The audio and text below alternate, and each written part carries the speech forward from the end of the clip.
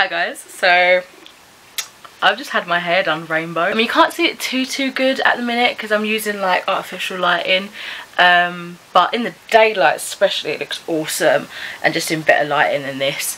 But anyway, I'm here to do my September birthday haul. I did download a load of what are they called, like books that are out of print, not out of print, out of copyright, that I will like just do a list of or whatever and show you guys those. I've also got some ebooks and things, so I'll just put all those to begin with at the start and kind of specify what is what.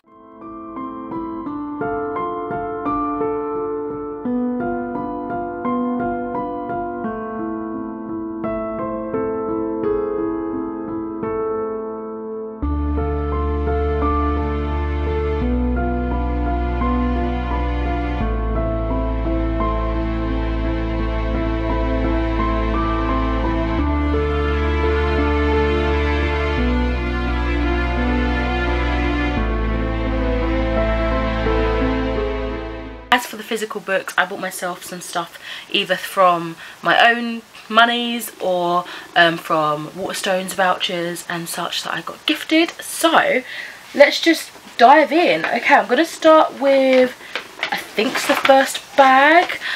So immediately when I got gifted a Waterstones voucher on my birthday, I went in and picked up the Ballad of Never After, which I'm pretty sure was released on that day as well.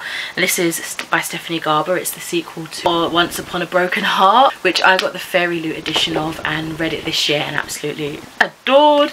And this is the secret cover that I have. They have a variety of different covers. I think there's like a wolf on one. I think I've got gates or something, which does make sense for the story. So yeah, we're basically in a fairy tale magical world where everything's not really happily ever after, but the story does feel very classic fairy tale, but with a modern twist. It doesn't feel like you've read it time and time again, but it feels familiar enough to just fall in love. And so yeah, this is obviously the sequel, so I'm not going to be talking about the synopsis of this one because I don't want to spoil it for you.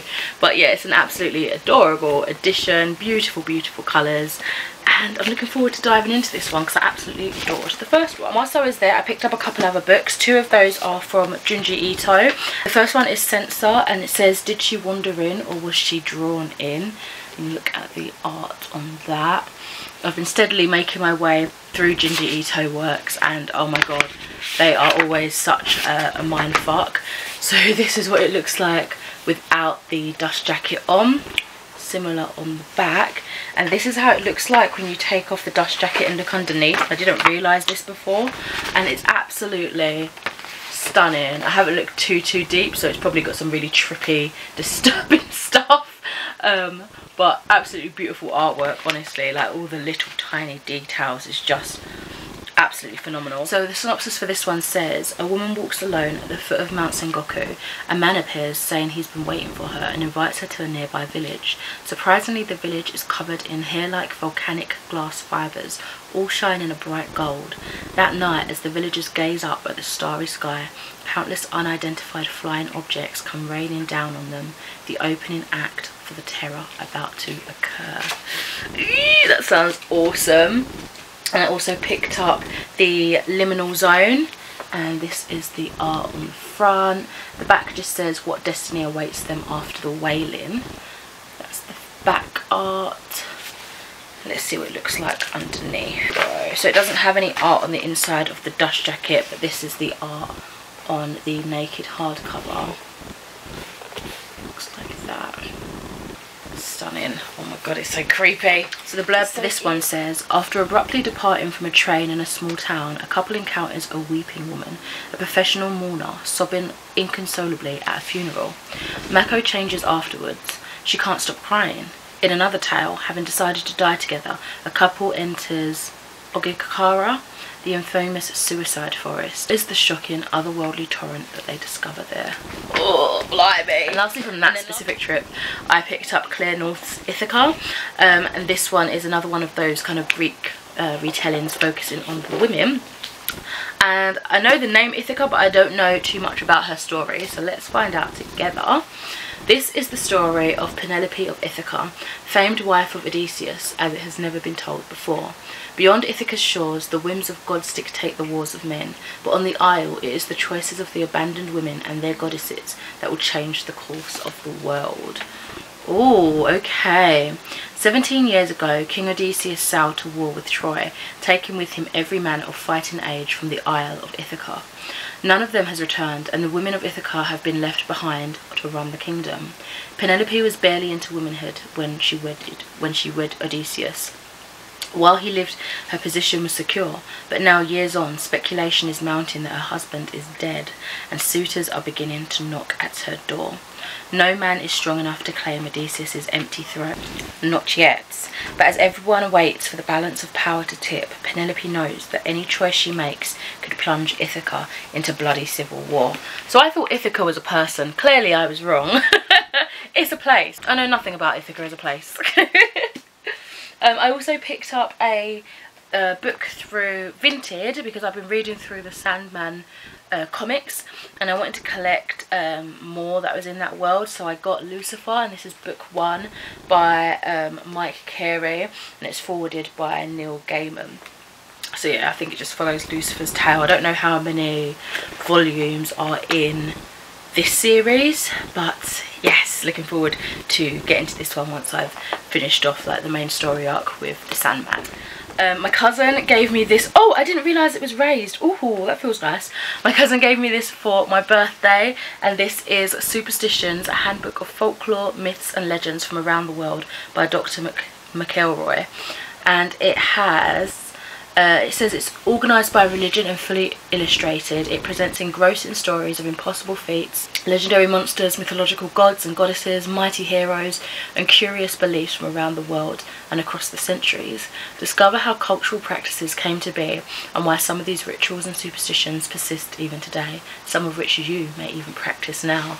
That sounds awesome. I love books like this, and it's got like little illustrations dotted throughout of like the more mythical beasts that they're talking about. Some of them are colourful, some of them are in black and white. Got some Egyptology in this part.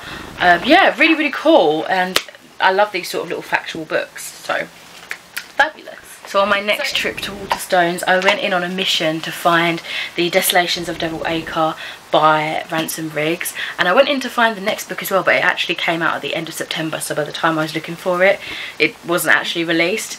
But this is the 6th novel. I had just finished reading The Conference of the Birds, and I loved it. I hadn't read one of those books in ages, so I kind of want to jump onto this relatively soon, but it feels so much thicker.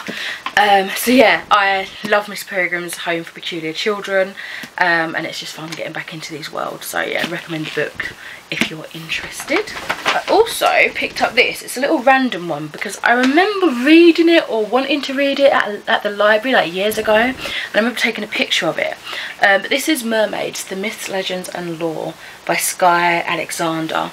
And it says, mermaids have been a part of folklore for centuries, but where do the lovely creatures of the sea come from? And how have they captured the imaginations of people around the world? In this beautiful collection, you'll explore the watery origins of these mysterious nymphs, from the streams and rivers of ancient Babylonia to the shining seas of the New World and beyond. Now my edition's got deckled edges, which I love. I absolutely adore deckled edges.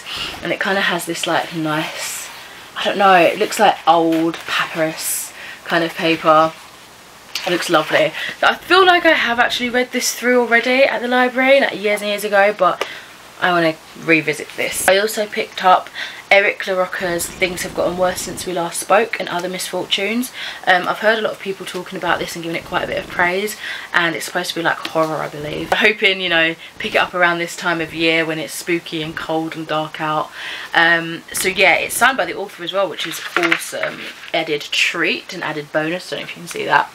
But I don't actually know anything about it. It's got a lovely blood red colour underneath, and it kind of matches the cover of the colour of the jumper there. But yeah, I know nothing about it, to be honest, so I'm assuming it's a collection of short stories. Let's find out. A whirlpool of darkness churns at the heart of a macabre ballet between two lonely young women in an internet chat room in the early 2000s, a darkness that threatens to forever transform them once they finally succumb to their most horrific desires. A couple isolate themselves on a remote island in an attempt to recover from their teenage son's death, when a mysterious young man knocks on their door during a storm.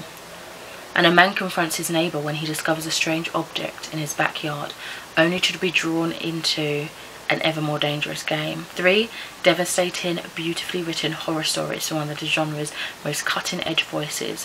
What have you done today to deserve your eyes? Blimey, okay. I'm very intrigued. Interesting, and I'm kind of glad it's only got 3 in there, because I feel like they can have more depth than a lot of short stories have, where they pack quite a lot of little short stories, like really little short stories, into this space. But 3 sounds like we can have some good establishment and character building, so be intrigued to see how that goes. Right, we're on the last 2 books now. I also picked up in W.H. Smith Fairy Tale, which is Stephen King's newest release. Don't know anything about it, but it sounded kind of generally up my street. Well, I lie, I do know something about it, because I looked up the synopsis and wondered if it'd be something for me, and it sounded interesting. So the back just has a extract, but I want to read the synopsis. Apparently it also is a special edition with an exclusive cover. I don't know if they mean this, or let's have a look underneath. Yeah, they must mean... Oh! They've also got writing on the spine as well. That's really cool. Is it different to what's on the back?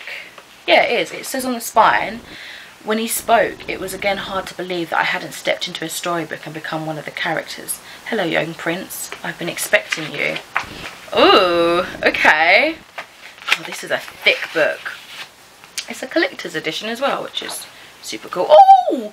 Sorry, I'm getting distracted. They've got little illustrations at the chapter headings. So all the way through. Oh, I can't find another chapter heading. No, maybe not. But that was cool. Anyway, let's find out what it's about. Charlie Reed looks like a regular high school kid, great at baseball and football, a decent student, but he carries a heavy load. His mum was killed in a hit-and-run accident when he was 10, and grief drove his dad to drink. Charlie learned how to take care of himself and his dad. Then, when Charlie is 17, he meets a dog named Radar and her aging master, Howard Bowditch. Oh my god, there's a massive daddy long leg in here. Freaking hell. My cat's going crazy trying to catch it. Oh my god, it's massive. Anyway, a recluse in a big house at the top of a big hill, with a locked shed in the backyard. Sometimes strange sounds emerge from it. Charlie starts doing odd jobs for Mr.